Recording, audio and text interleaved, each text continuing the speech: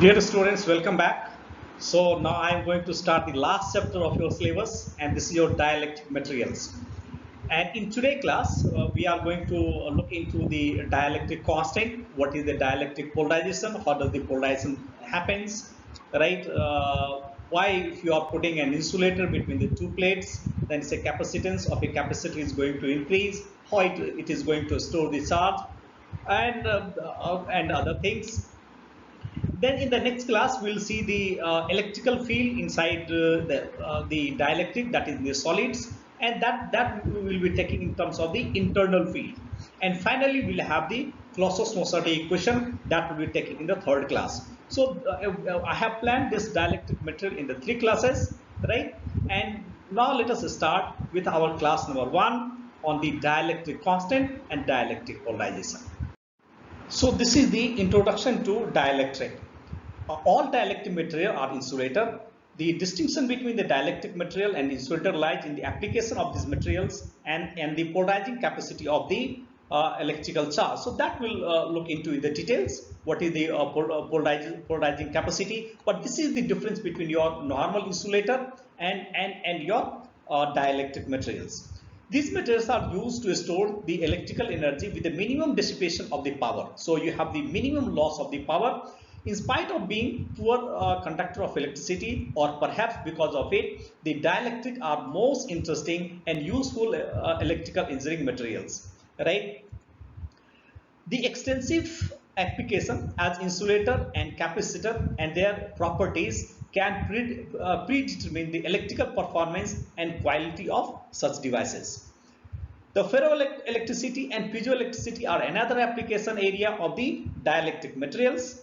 The dielectric materials are characterized by dielectric constant, dielectric loss, dielectric strength, and resistivity. Dielectric constant and dielectric loss are strongly frequency dependent. It's not in your syllabus, but I will show you with one slide that how it is strongly frequency dependent. Even it is a temperature dependent. Dielectric constant and the dielectric loss is your temperature dependent as well.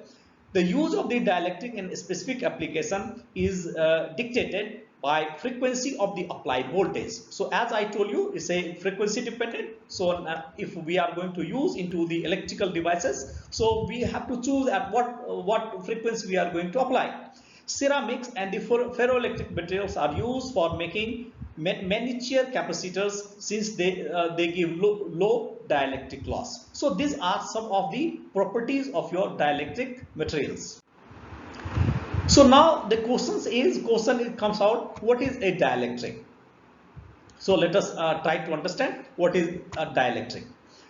Insulator prevent the flow of the current through them, that we know. However, when insulating material are placed in an electric field, they themselves undergoes a appreciable change, as a result of which they store electrical charges. When charge storage is main function, the material are called dielectric material. So what I exactly mean by this? Now we know that if you have taken, let us suppose we have taken any insulator. This is your any insulator I have taken, and in this insulator, if you try to apply any voltage, right, from the external source, if you are trying to put any voltage across this, and then you want to take out the current. So what is the value of the current that is flowing through here? So what you find, no current is flowing through this, because insulator will not allow the current to flow through this. The reason we understand why because you don't have the free electrons, and so many factors are there. However, what we are saying now, if the same insulator is being placed inside a electrical field, so how we can put inside electrical field? So let us suppose what we are going to do here. We have taken 2 plates, and between these 2 plates, so you can see the figure again. So what I am going to do, same dielectric material I have taken over here. So this is your dielectric material, and this dielectric material I am going to put inside a parallel plate capacitor. And now parallel plate capacitor is being charged. So let us suppose here we have started charging the parallel plate capacitor with a this is a voltage that I have applied. With a particular voltage, you are going to charge this capacitor. Then what happens? This plate starts charging. So because here you have the flow of the current, so the plate will start charging. So let us suppose here we will have the some of the charge. We are calling this a positive charge, and here we'll have the negative charge. So here on the other plate you are getting the negative charge. So this is your positive charge and this is your negative charge. So what happens between the positive charge to negative charge? You will have the electrical field. So more is the value of the charge, higher will be the strength of the electrical field. So in this way you will have the electrical field. Now if you are going to put the dielectric, so naturally this dielectric that we have taken, this is your dielectric that we have taken, this dielectric has come inside the electrical field, and moment this dielectric is coming inside the electrical field, what I am saying over here, there is appreciable change in its properties, that is it will not remain exactly your insulator. So this is what I have written in this present sentence. Now let us continue with, then I will show you with more clear diagram. So now this is what I mean with this. Here now let us suppose here we have the atoms, as we can see the figure number 1. These are your atoms that we have, right? And we have not put any electrical field in this. So no electrical field is there. So electrical field is 0. Now let us suppose by the same method that I told you, now we are going to put the electrical field. The moment you are going to put the electrical field, these atoms over here, whatever the atom we are seeing over here, this atom will have the two kind of the charges. One will be the positive nuclei and another is the electron. So number of the protons, as you know, which is your positive charge, is equal to the number of the electrons, which is your negatively charged. So total of the electrons we are calling as electron cloud, right? So the moment we are putting the electrical field on this, the electrical cloud is going to shift. So what is going to happen? Let us suppose this is the atom we have taken, right? And this is the nucleus. This is your nucleus that we have taken. So this is the nucleus. So all the positive charges over here and all these negative charge, let us suppose this is the charge of your electrons, right? And this is your electron cloud. This is the total number of the electrons, and that is called as electron cloud. When we are and here you should understand that the center of mass of your nucleus, so this is your nucleus, so it will have a center of mass, and center of mass due to the electron cloud is coinciding.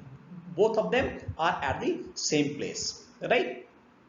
Now if I am going to put the electrical field, as you can see the figure number 2, if you are going to put the electrical field, the electron cloud will shift from its position, right? So what is happening? The electrical nucleus will remain over here.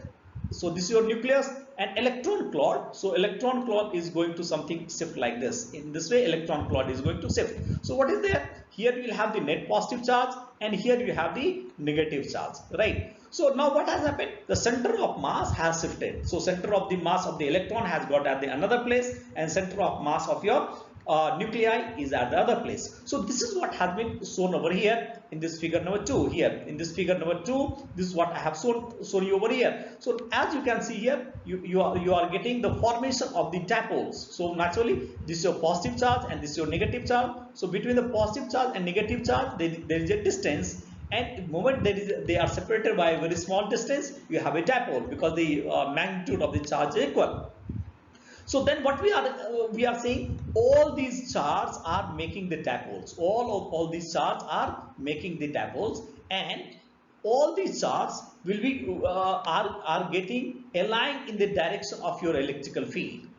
So if all the charges are getting aligned in the direction of electrical field, because of that we are getting our net value of the polarization, and that is called your dielectric polarization, and that we are representing by D. And D is called is your epsilon into E, where E is the electrical field that we have applied on this. All right. So now let us proceed.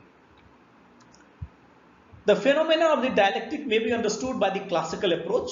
All material are made of the atoms in which the nucleus of the positive charge and electrons of the negative charge. All right, I have already told you, because of the comparatively huge distance between them, none of the atoms in the dielectric materials interact with one another. So as you can see, they are separated. So these atoms are not interacting with each other.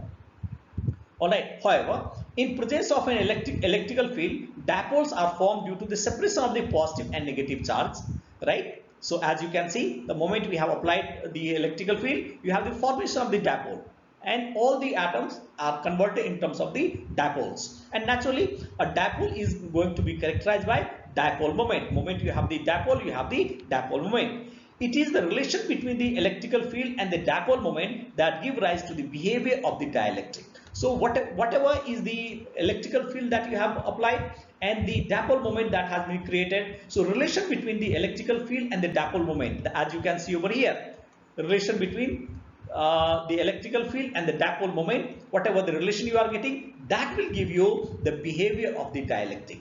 The relation between the electrical field intensity and the flux density D for the isotropic medium is given by D is equal to epsilon naught epsilon R into E, or epsilon into E. Epsilon is equal to epsilon naught into epsilon R into E, and this is D is your dipole moment. Alright, or you can say it's a flux density. Now let us see what are the types of the dielectric materials. So we have the two types of the dielectric material.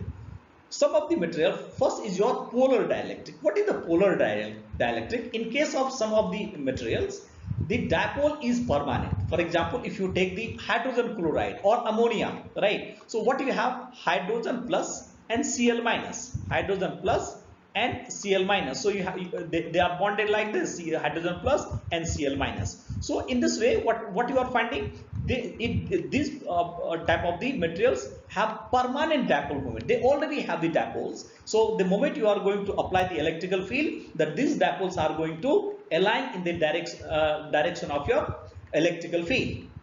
So this type of the materials are called your polar dielectric materials. So dielectric materials which have the permanent electric dipoles moment are called the polar dielectrics. These materials consist of the molecule which are permanent dipoles. In absence of electrical field, the polar molecules are randomly oriented. Naturally, their dipoles are randomly oriented. As a result, these materials have no net dipole moment. For example, ammonia, hydrogen chloride that I have said you over there. So what I mean by this, let us try to understand with a small diagram, right?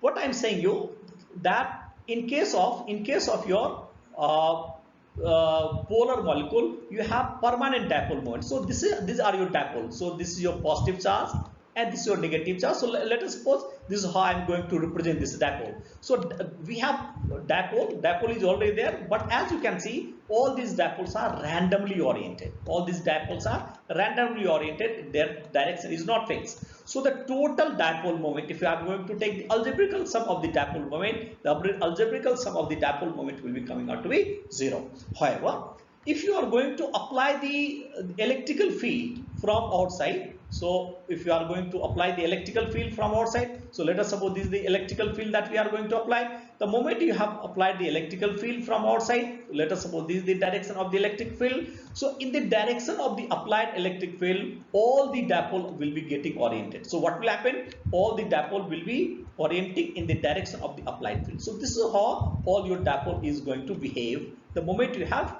applied your electrical field, right? How we can apply the electrical field? By putting this materials between the two parallel plate, and parallel plate we can charge this parallel plate. So let us suppose we have started charging this parallel plate, and moment we are going to charge this parallel plate, we'll have the positive charge and negative charge. Here we will have the positive charge plus Q, and here we will have the negative charge minus Q, right? And therefore you will have the electrical field like this. So this will be the direction of your electric field. This is your direction of your electric field. So all the dipoles is going to orient in the direction of your electrical field. This type of the material is called your polar dielectric materials.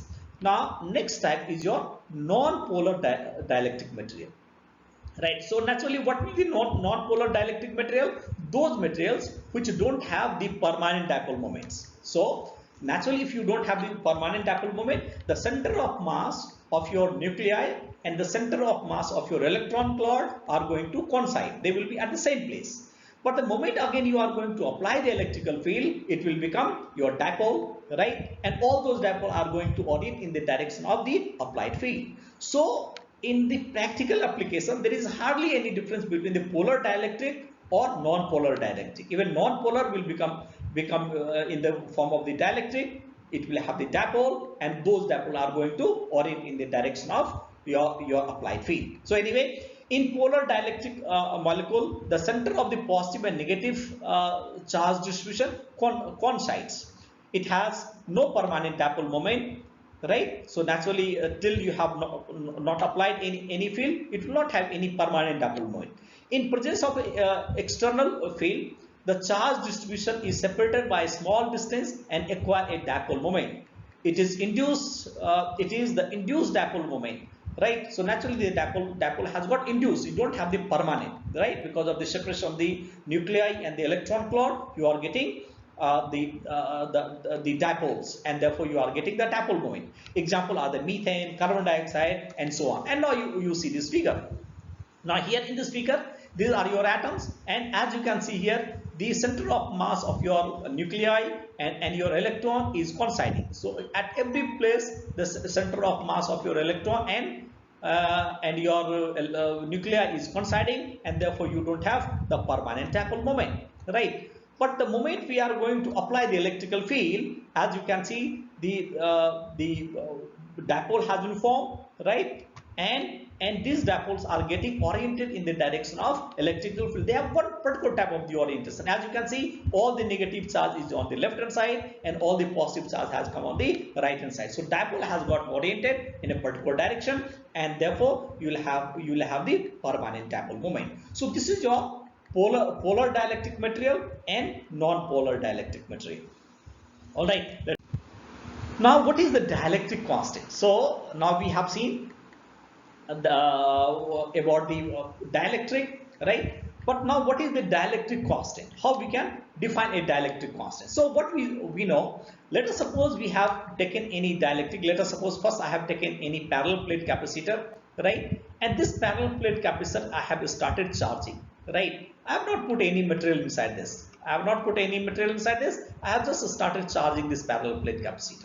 So here you will have the positive charge, right? And here you will have the negative charge. Let us suppose minus Q is your negative charge, and between positive charge to negative charge, you will have the electrical field, and electrical field is slowly growing. So here you will have the capacitance, and C equal to Q upon V will be your capacitance of a capacitor. Now what you are going to do, that between these two plates you have inserted the dielectric material. So as you can see here, the dielectric material has been inserted between the two plates, and this battery has been disconnected. Right? Now the charge cannot flow out because we have disconnected the battery. Charge cannot flow out. So there is no question of getting out the charge from your dielectric. But then what we find out, the capacitance increases. So why does the capacitance is increasing? Because if there is no change of the voltage is not going to leak out, right? Then what is happening so that your capacitance is going to increase, right? And that is exactly the definition of the dielectric constant. So let us try to understand this. A dielectric is chiefly characterized by the dielectric constant, and that we are calling as epsilon r, right? Which is also called the relative permittivity. So dielectric constant is nothing, this is your relative permittivity. Let us consider a parallel plate capacitor connected to DC voltage source V0. The source charge is the capacitor to a potential of V0. So because of that source, it has got charge to a potential of V0.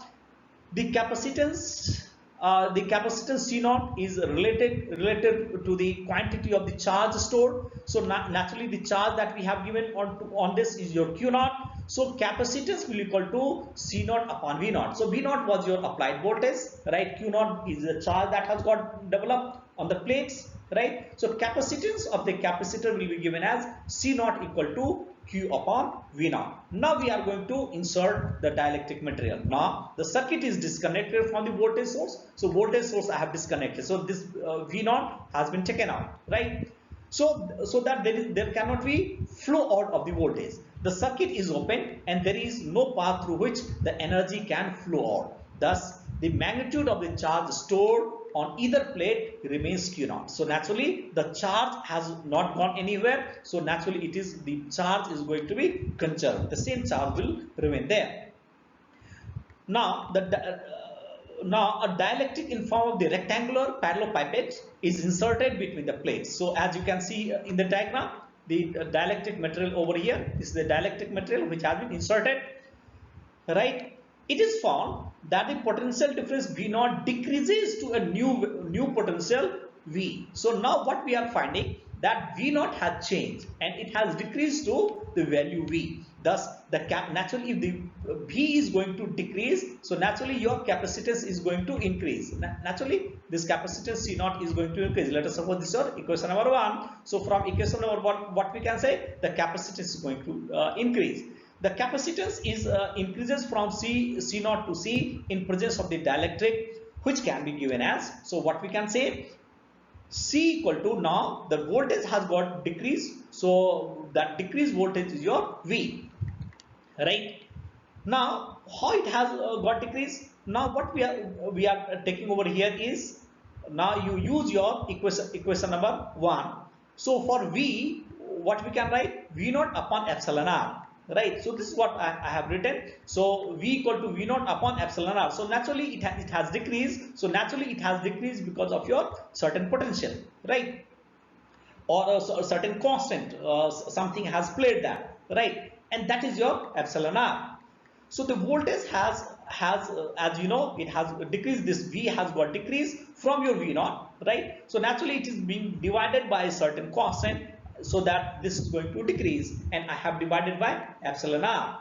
So if I am going to rearrange this, so Q naught upon V naught from the equation 1, Q naught upon V naught from your equation 1 is what we can say, your C naught. So this is your C naught, and epsilon R has come over here. So what we are calling, this is your epsilon R C naught, right? So what we are finding, epsilon R over here, if you are just going to rearrange, will equal to C upon C naught. So epsilon R is what is the epsilon R? The increased capacitance to the ratio of increased capacitance to that of the original capacitance, right? Will be is your nothing, that's your dielectric constant. So this is how the dielectric constant has come into existence, right? So now let's proceed. If you have understood the dielectric constant, so dielectric constant is to be represented by epsilon R, and this is given by C upon C naught, where C is the capacitance, increased capacitance, and C naught is the capacitance when there was no dielectric materials between the plates, right? Now let us see introduction to dielectric. Let's continue with this. Epsilon R is a dimensionless quantity which is always greater than unity and is independent of the shape and size of the dielectric. So you should remember this, right? It is called a dielectric constant or relative permittivity. Thus it is observed that the charge storage capacity of the parallel plate capacitor increases by epsilon R times for the same potential when dielectric slab is inserted. As you have seen in the previous, that epsilon R into C, this is what the capacitor has increased, right? So it has got increased by epsilon R times. So whatever the dielectric material you have introduced, whatever be the constant of that, so that many times the charge storing capacitor of the parallel plate capacitor has got increased. Now let us try to understand what is the dielectric polarization.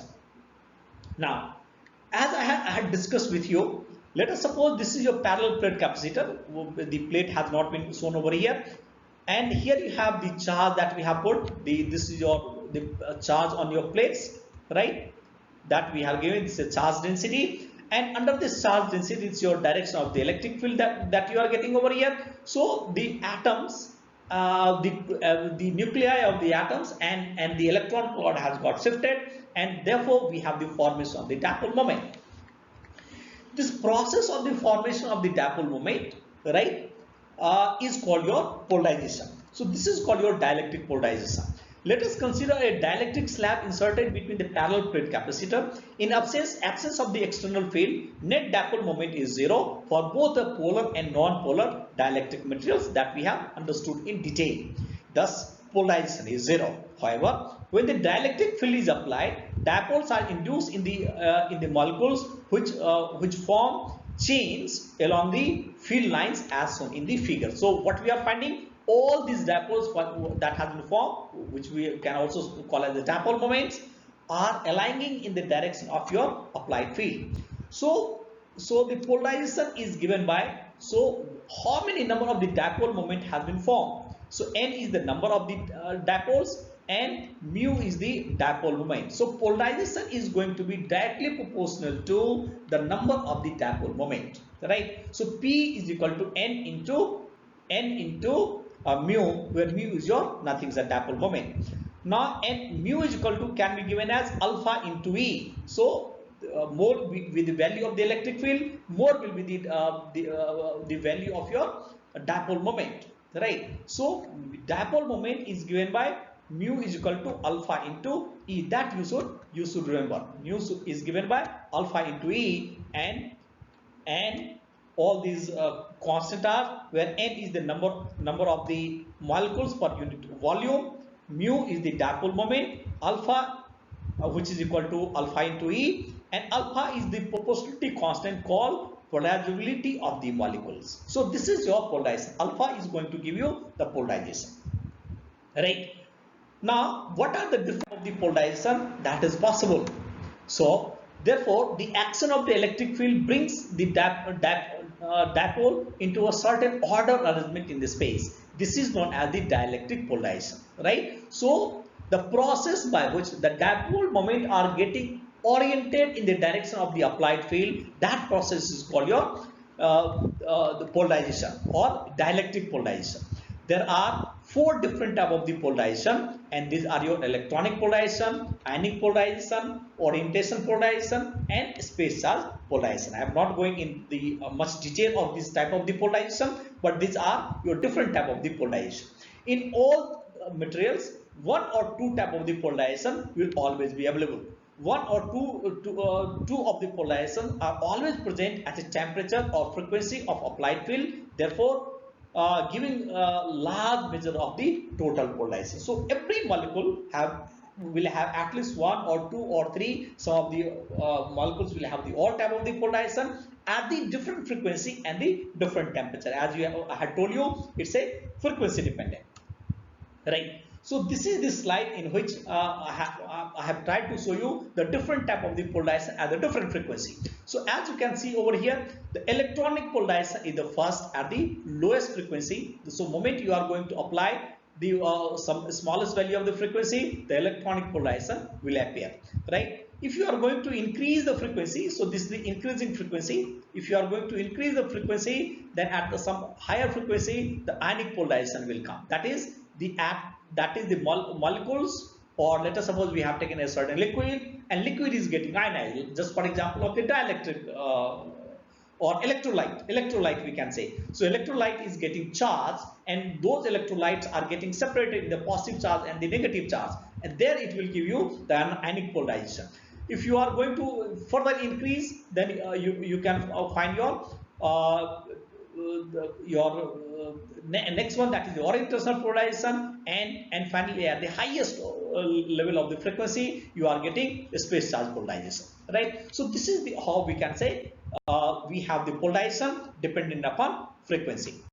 Therefore, in conclusion, today we have seen the what is the dielectric, right? What is the dielectric polarization, and what are the different types of the polarization. We have also seen the polar dielectric and the non-polar dielectric, and we have also seen in detail that the polarization is the temperature dependent and the frequency dependent. So temperature dependent curve I have not shown you, frequency dependent curve I have shown you, and how does the with the different frequency we are getting the different types of the polarization.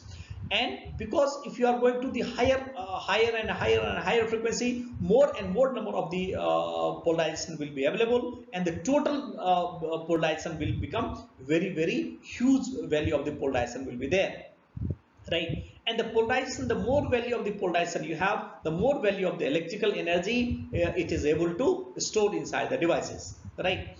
So that this is what briefly we have seen in today's class, and in the next class I am going to look into the electrical field, and that is the internal electrical field in the dielectric. Thank you very much.